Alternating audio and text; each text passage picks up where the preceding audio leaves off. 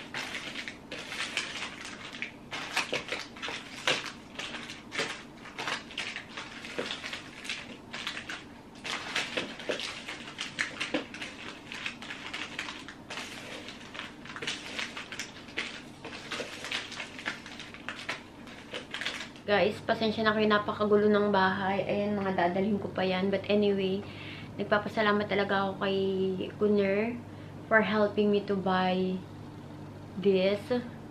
Kasi, kung hindi dahil sa kanya, girl, onti lang yung madadala ko. Tapos, bukas may bibilhin pa kami. So, alam mo yun. Thank you so much talaga kay my love. After this, mag-i-impake na ako. Guys, finally, natapos din ako ng oras na 3:49. Thank you, Lord. Akala ko alas 5 na.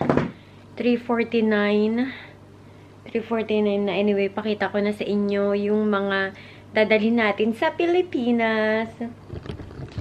Okay. Simula muna tayo dito. Toothpaste. Nagdala na ako para nagdala na ako ng mga para sa bahay kasi matagal kami mag-stay sa Pilipinas. So, alam mo yun. Para hindi na kami magbibili-bili. Toothpaste, honey, strawberry jam, meatloaf. Papatikimin ko lang si mama niyan. Ito, pinadala ng mama ko yan. Tuna. Tapos, yung, ayan, pampunas.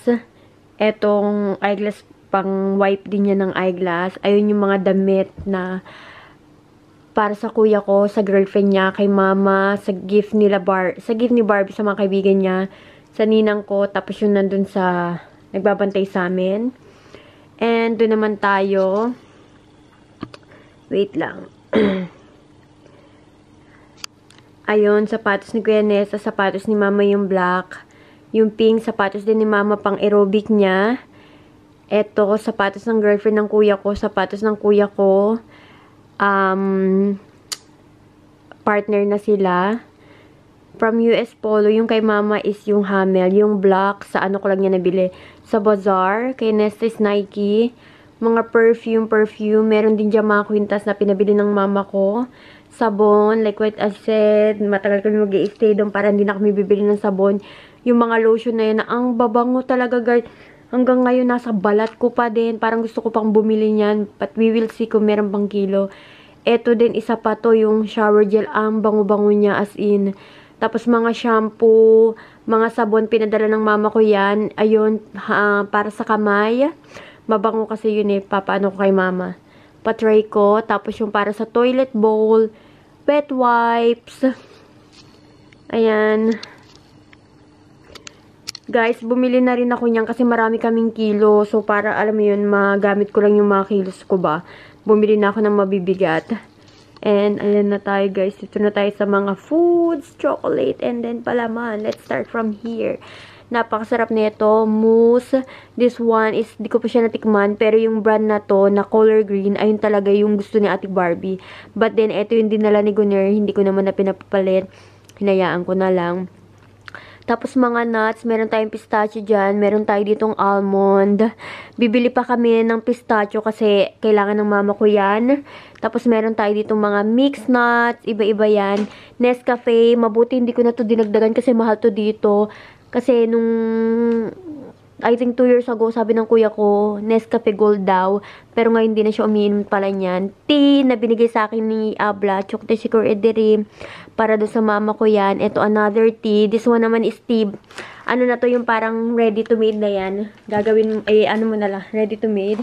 Tapos this one naman is puro Nesquik. Alam niyo na, hot chocolate is life. Tapos ito nakikita nyo ba yung marami na yan. Butong pakwan yan, girl. Favorite ng nanay ko yan. Ang sarap niyan. Kaya, ayan. Dinamihan na namin. Meron din tayo itong maanghang na nuts.